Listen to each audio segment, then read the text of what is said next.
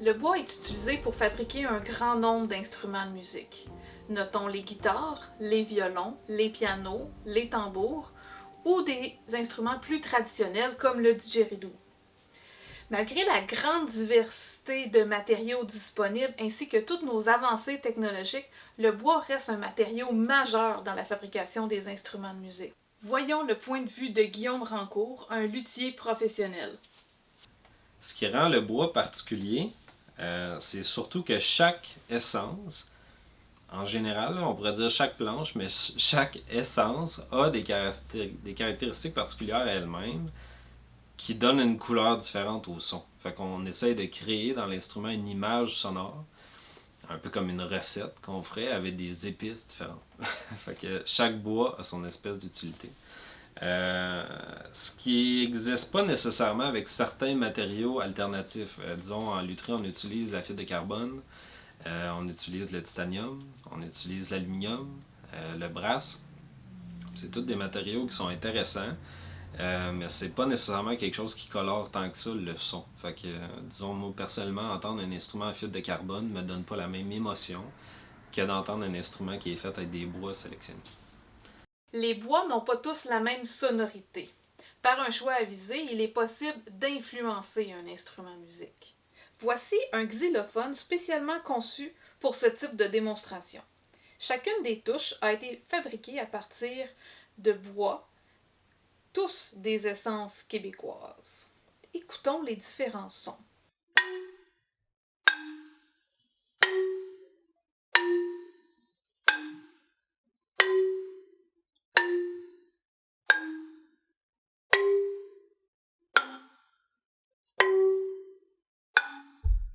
Pour fabriquer une guitare, quels sont les meilleurs bois?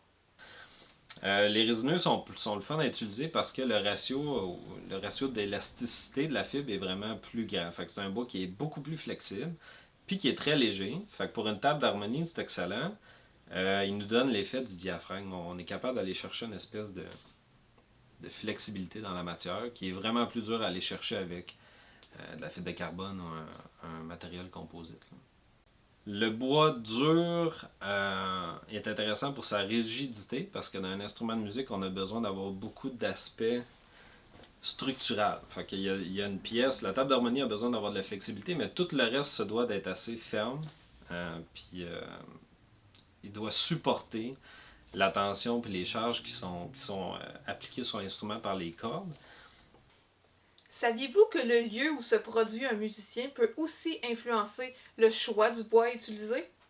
Voyons le point de vue de William Leclerc, fabricant de batteries et propriétaire d'Ébénard Percussion. Si on utilise du noyer noir, le noyer qu'on peut voir juste ici, on va avoir une batterie qui va sonner un peu plus sec, justement plus de fréquences basses aussi. Donc c'est plus utilisé dans des contextes de studio que des contextes de spectacle, live et tout ça.